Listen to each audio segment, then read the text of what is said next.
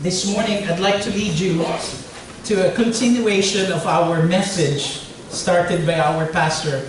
And I like the way it's presented to us because it's going to prepare us for the most important week of Christianity. And perhaps those songs that we sang this morning just get us closer to that mindset where that historical fact happened, and it's something that makes our heart beats faster for Christianity. This morning, I'd like to take you to the sermon series, The Return of the King, number 6, and it's entitled The Great Choir. The Great Choir. This morning, we're going to end something differently. I haven't done it, but I'm going to lead you in singing in 3 choruses. We will be a great choir in response to this great choir that the Bible is talking about. But I want you to have a mindset. If I take these verses one at a time, it will take us so long. So I tried to gather it in 3 ways where we could understand it better.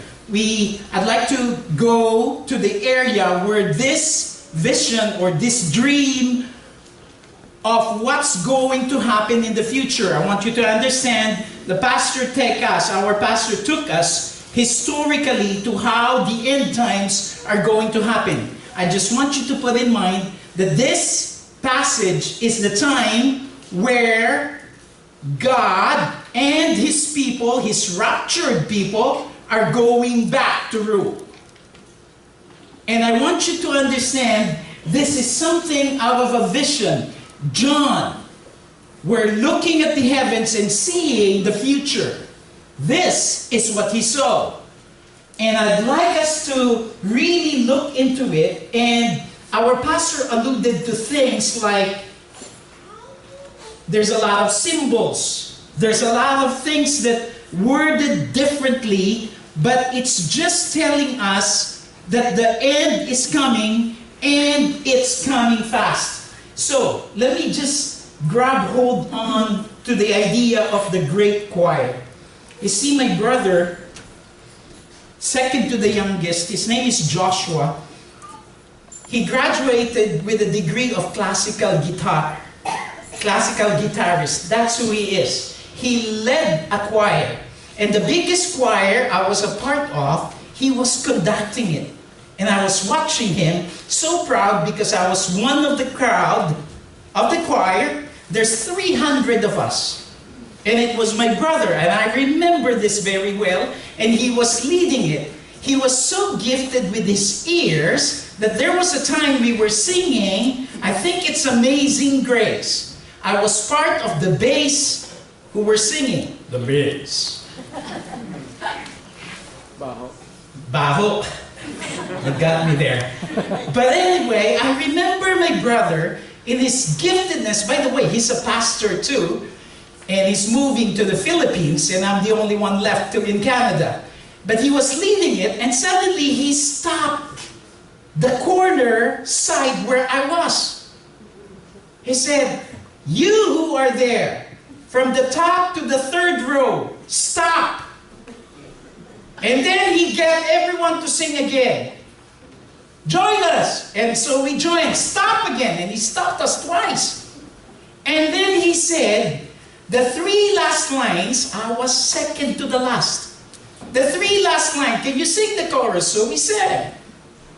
And then he said, he went like this. And then he said, "Ben, of all the people, there's 20 in that line." He called Ben. Your line. Can you sing this chorus?" So we sang the chorus, and this is what exactly he said. And he said, "The 4 of you are out of tune." I would like you to understand something, why that got into my memory while preparing for this. 300 people. And it's one of those 50th anniversary. We're praising God for 200 churches planted, and we're singing, and I was out of tune. So today, I will lead the choir. And that's the call. But it has something to do with what we are going to talk about, however, because this is a great choir envisioned by John. And I'd like us to clarify some things just so we will not get lost in the translation, because there's a lot of things that it says. So this is just the things that you will read from the verses that we are going to study together. The scroll sealed with 7 seals. These are only information known only to God. Okay? But the 7 seals, we would reserve that at the end. Okay? I promise you it will be the third point. The 24 elders that we are going to see from Revelation 5 is the church. These are the people who went to meet Jesus in the air, and then now they are in heaven, and they are about to go back for the second time on earth. The 4 living creatures are called the angelic beings. Now, let's begin.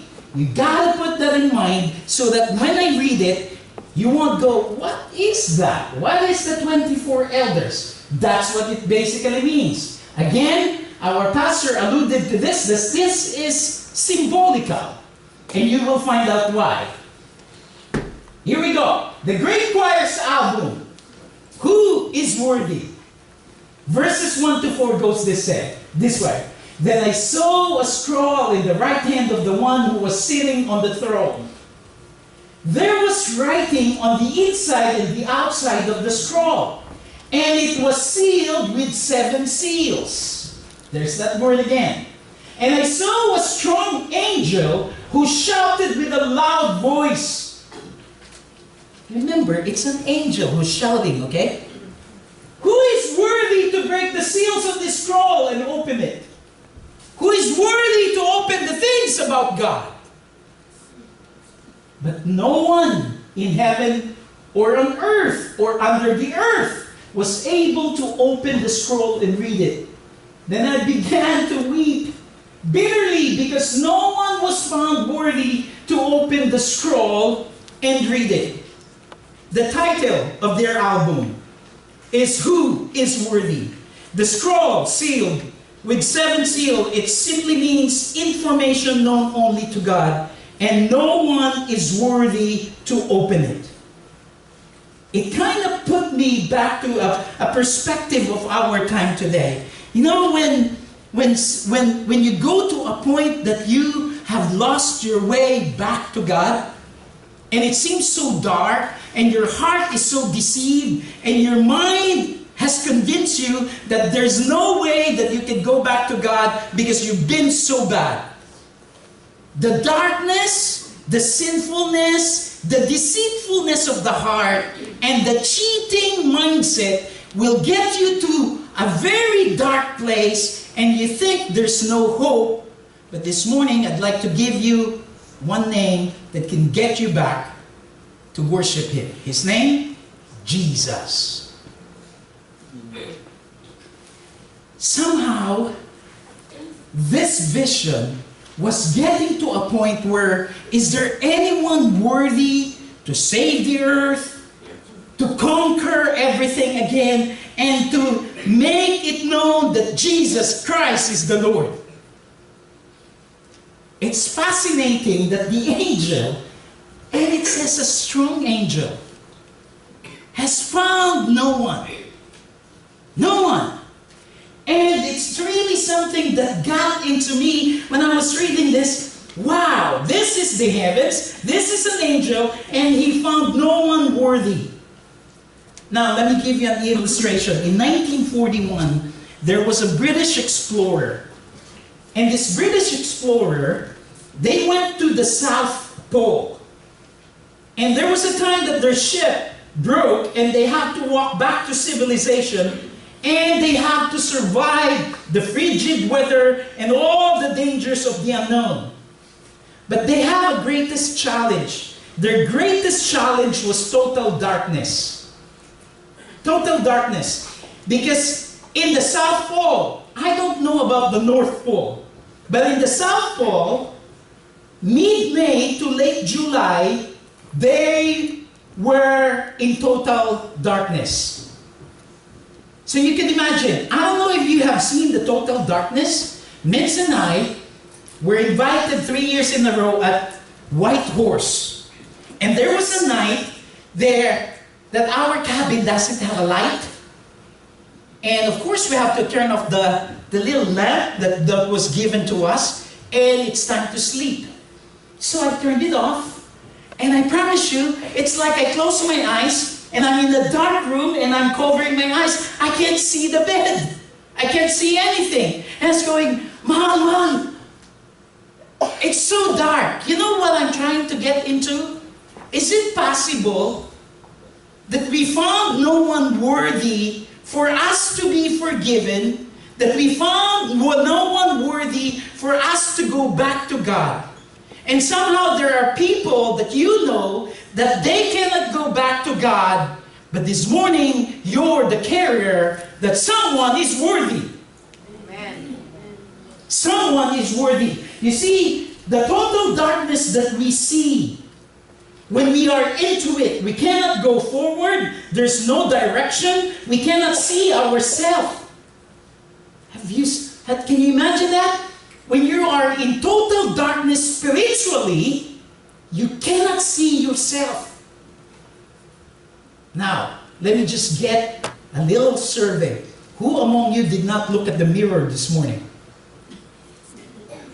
No one raised their hand. So you so you went.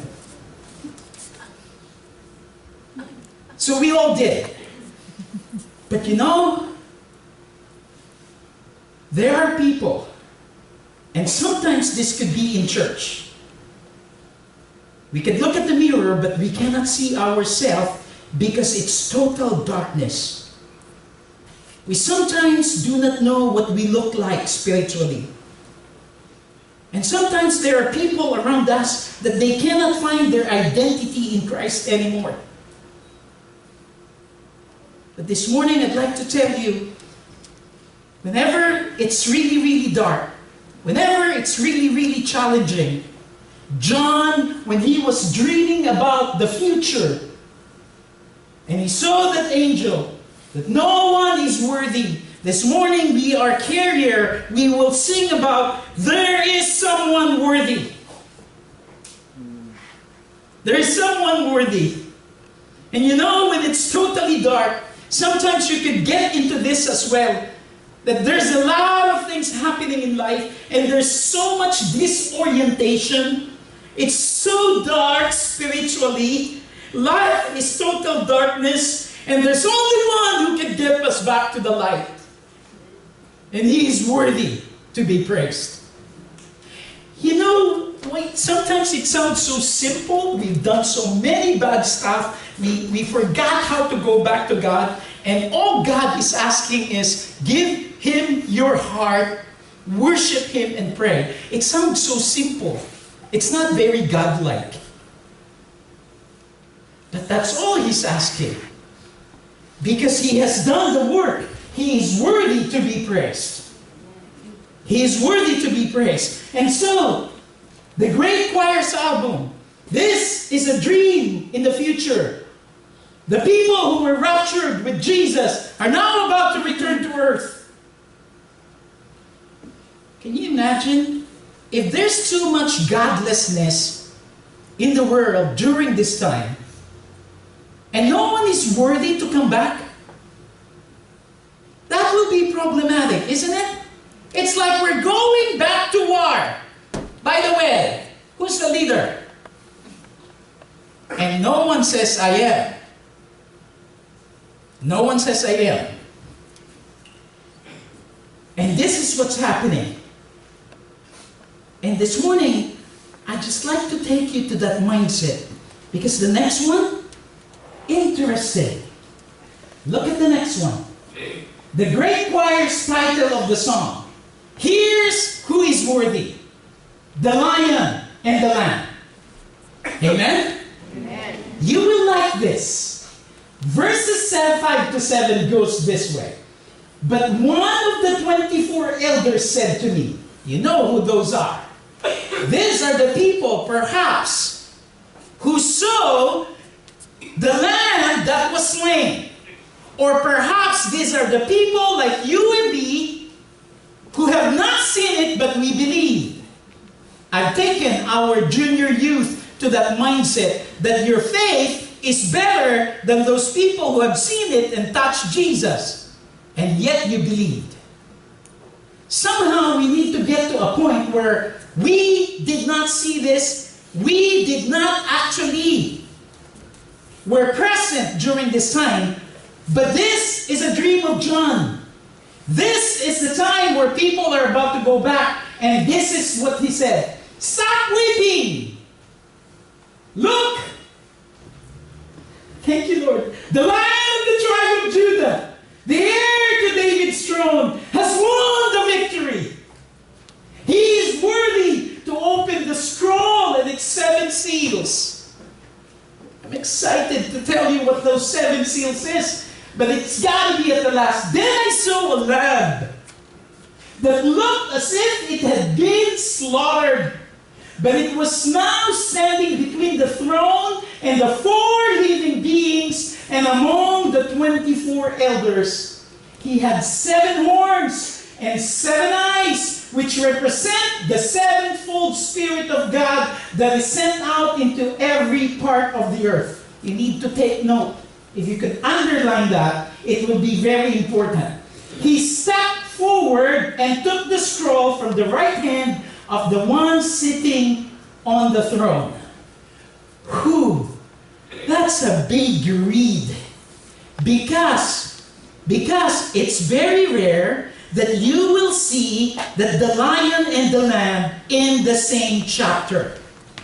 I would like you to be very careful when you look at it, because Isaiah has alluded to this as well, but he is also talking about the wolves and the leopards. I want you to know, when the Bible in Revelation 5 talks about the lion and the lamb, it's a different thing.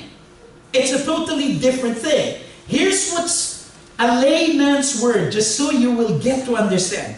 Jesus came as a lamb. As a lamb to be slaughtered, to die for your sin. He is coming again for his people, and this time with his people, and he's coming as a lion. Now, have you noticed something? Why is it that even the song, it says, the lion and the lamb? Why not the lamb and the lion? Have you thought about that? It just gave me a thought. Wow! The song, the lion and the lamb. Because Jesus came 2019 years ago, he came as a lamb. Now he is coming as a lion. And that's why it's called the lion and the lamb. Both are coming now. Here's the point. When he comes again with his people, it's no longer as a lamb. They will see what the lamb has did, but he will come as a lion. Now, what does that mean, Pastor Ben? Why is he coming back as a lion? You see, when they come back, and remember, this is John's dream, there will be the lion's glory. But when people looks at him, they will see the lamb's humility. And this is sometimes problematic even to you and me. We take for granted that he is a lamb. Somehow we're not scared that he is coming back as a lion. If you're a sheep, you should be. I sometimes would like to parallel it in the Bible study. When Jesus said, my sheep knows my voice. It's a lion's voice. Have you seen, I tried to Google, what happens when a lion growls, and those animals that will be eaten, You know how they react? It fears them. And the lion is about 50 meters away. Here's a picture I'm trying to give you this morning. How come the lion's is roaring, he's coming again, but the sheep is and we're on our own, we don't care. This is something that we need to really go. When the Bible talks about the fear of the Lord, how much do we fear that? Because if you're about to sin, listen to the roaring lion.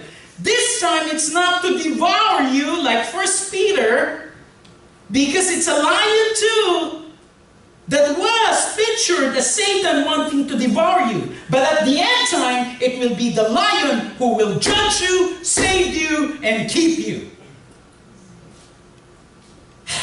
New Life Alliance Church. This is a great choir. When they were doing this, when John was singing this, and now we're reading it. Look, the lion. I wonder if we would like to do it as well. Look, he's coming. He's coming. In majesty, but in his majesty, he is so meek. This is so great of our God. He is actually equal to God. When he comes back, we will see that. But when he was here, he was a slave. And that's why we're having a hard time. He comes back as a lion, equal to God, and yet when he came here, he was playing with children. He died like a slave, like a criminal. And that's why we take it for granted. And that's why this week is very important, because he's coming back in all sovereign dominion, that I'm in control. And yet when he says, I'm in control, he was obedient in submission to the Father's will, because he wants to die, because he knows that's the only way you will be saved. That's why he's worthy. Amen. This is amazing. I still cannot grab hold on to the idea of the lion and the lamb. Because it's too great of a God to come down as so low. I want to give you one more imagination. He calmed the storm. And the waves stopped. And I could imagine the lightning was happening. And the big waves races in. And it stopped. And yet the same power, when he was crucified, he didn't say, "Zap you all." He did not, because he was submissive. In his greatness, he still died. Worthy is the Lamb. That's what it's trying to say. And all the significant readings, the symbolical, it's just giving us the whole picture. I want you to know, Genesis all the way to chapter 49 have talked about Revelation. And this is something that is pictured to us so big, so wide, and now it's being dreamt about by John, and today we're talking about it. God be praised. Amen. God be praised. The lion as the king, he will come back. The lamb that was slain. I'm so serious, I need to make you laugh. I'm just so passionate whenever I read something about the lion and the lamb. He is coming back as, you need to be careful when you lead this song, okay? It's not conquering king. It's conquering king.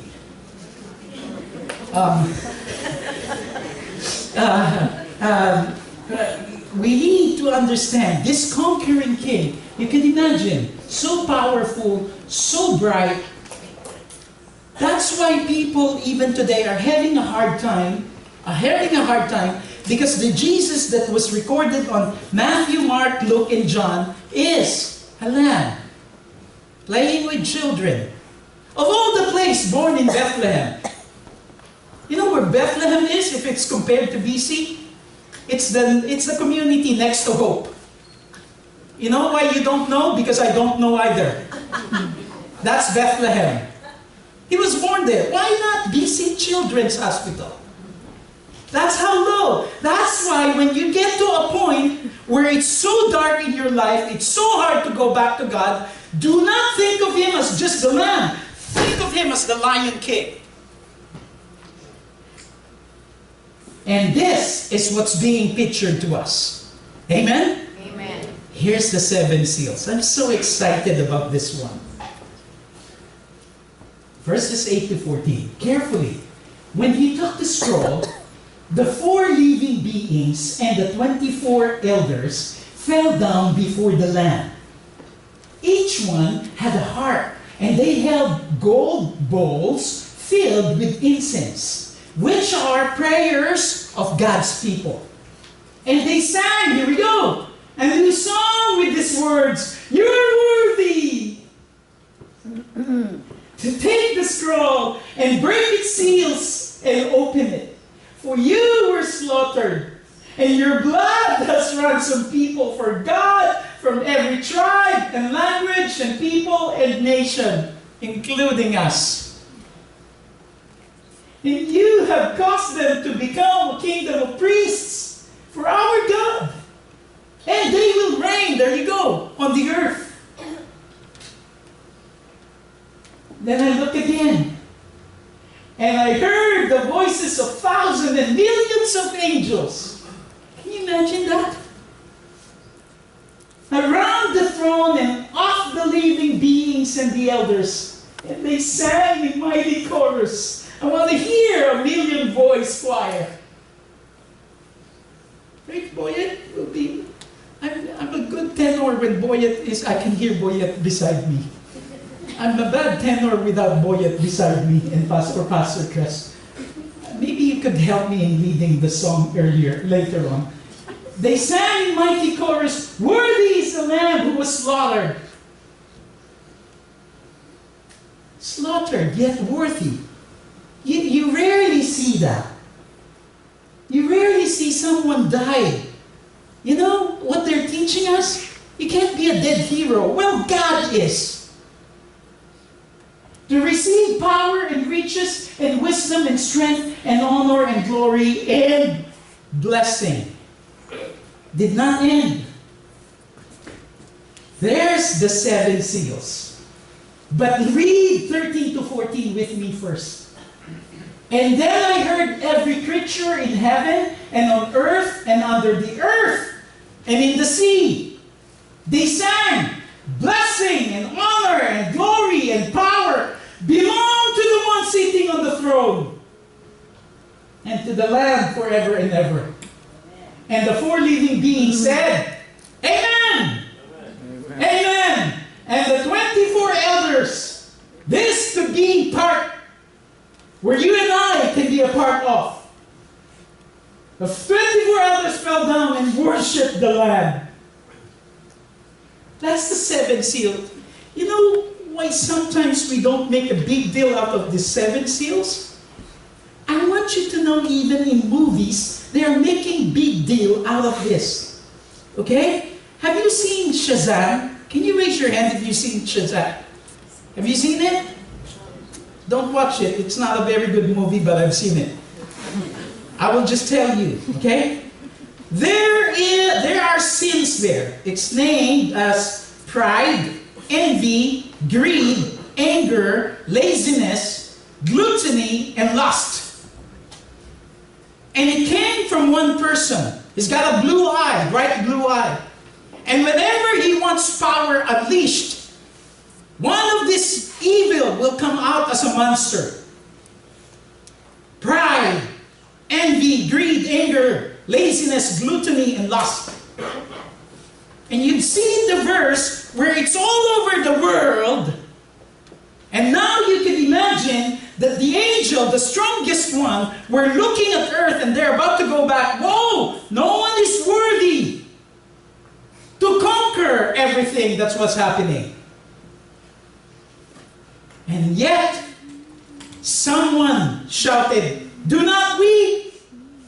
And they started singing, because the one who comes, he is all powerful, he is all riches, he is all wisdom, he is all strength, he is all honor, he is all glory, and all the blessing in his hand. His name is Jesus. Amen.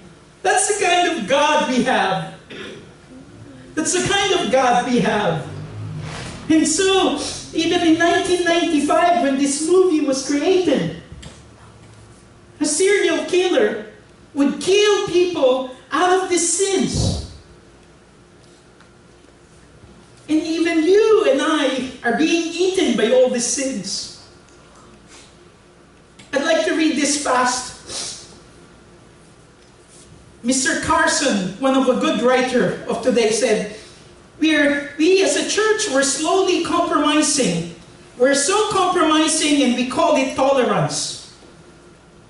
We're so disobedient to the Word of God, and we call it freedom. We have so many superstitions, especially Filipinos, and we call it faith. We have lost the self-control, and we call it relaxation. Listen to me, young man. When your hands is out of control, and you find that relaxation, it's called sin.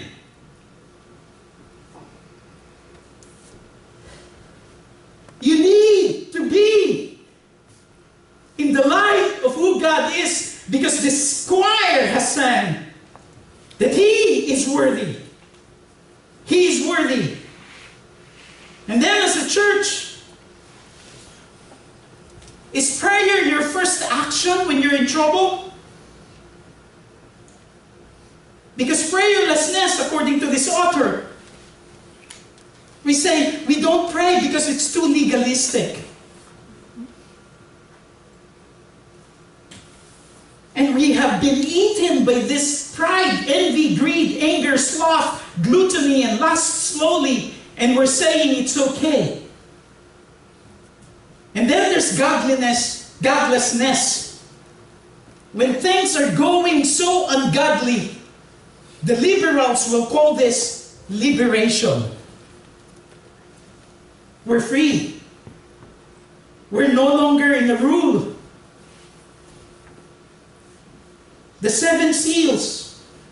I want you to imagine this as something that God has accomplished. He's the only one who did all those, so that 7 sins can be eliminated. And He's saying, look at me, church. You can look at me. I am worthy. Look at me. I am worthy. And that's what He is giving to us. You know, our pastor alluded of the number 7.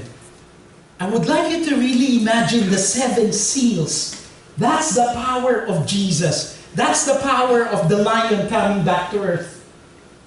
And I want you to understand, if you cannot imagine all that, I want you to imagine it this way. How many colors are there in a rainbow? Do you know? 8? No, 7. 7.